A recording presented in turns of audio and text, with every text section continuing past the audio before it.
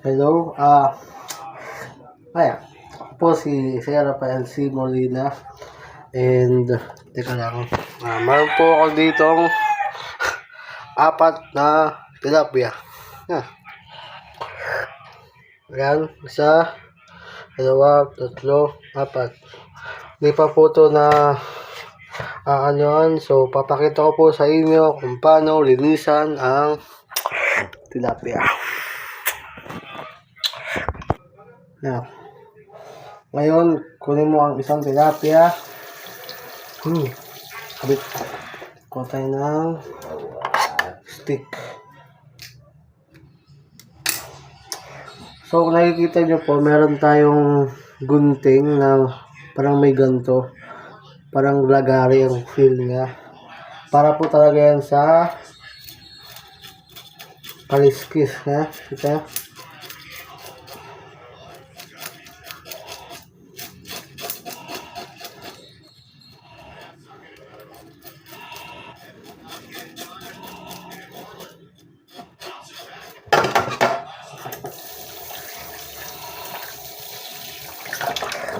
So, yun.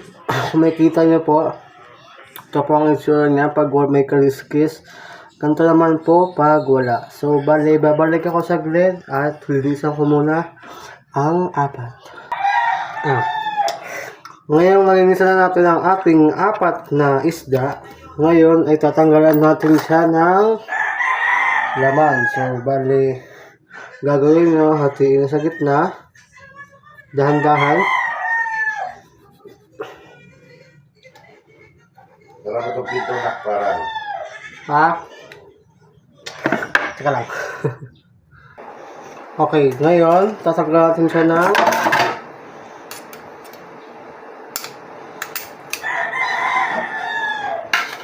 laman loob ng isda. So, ang gagawin nyo, pag may gunting kayo, kunin nyo yung palikpik. Hanapin nyo yung butas. Ito.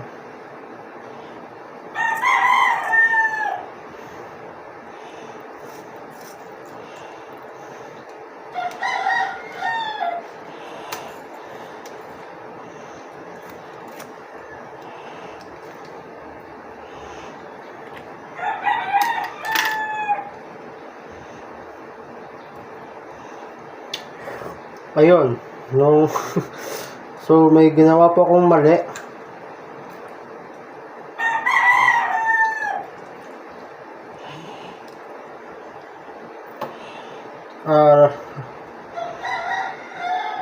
Nasigila ko po yung abdo, kaya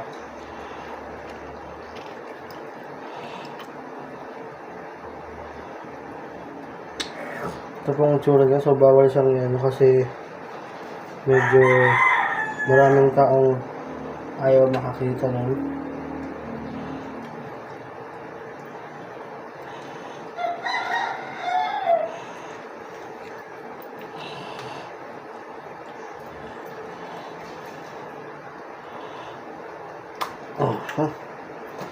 Ayan. Ngayon, bali parang ganito po ang kakalabasan. So, bukas malinis dapat siya. So, babalik ako para tapusin lahat. Ngayon, lahat ng isda ngayon ay natanggalan ko na ng bituka saka ng gills kung tawagin. Ngayon, hugasan natin sila ng may asin. So, muna bago yun, hugasan muna natin ang ating mga pinagamitan. Mamaya ulitin natin na maigi yan. Sa ngayon, balaw-balaw muna. So, saka lang, kuha lang tayo ng asin sa 3 minutes.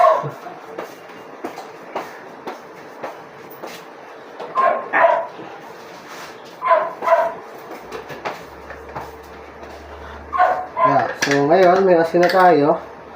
Pagkain natin ng tubig. Ayan, burburan natin ito now. Let's see, isang damukal. Ano ba? Isang dakot. Mahigit isang dakot.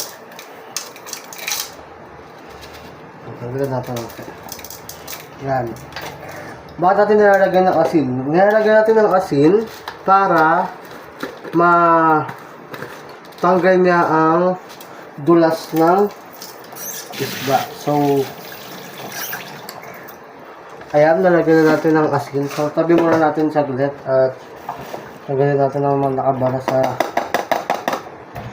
aming lababo. At ayun pa ang kasilbi ng At paalala lang po pala, pag gagawa kayo ng ganito, tanggalin niyo po ang mga accessory niyo katulad ng relo at ng mga silken. So ako nakalimutan ko yung akin. So ngayon, at naano na natin, namutakin natin gamit ng may asin, tsaka sa asin, sa para mawala ang kanyang dulas.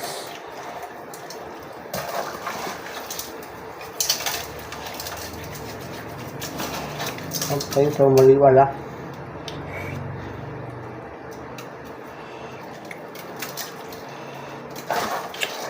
Ngayon, makuskus na natin ng maigi yun. Inisin natin ang ating sangkalan. Sangkalan ba? Tama.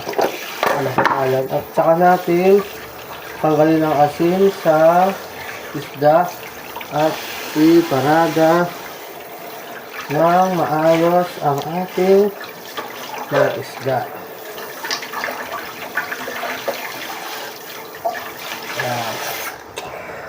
Saglit lang po So, ngayon ito na ang ating tapos na isda. So, wala nang laman loob yan. Tanggal ang kaliskis. At malinis na siya. Ma'am, perfect na ako dito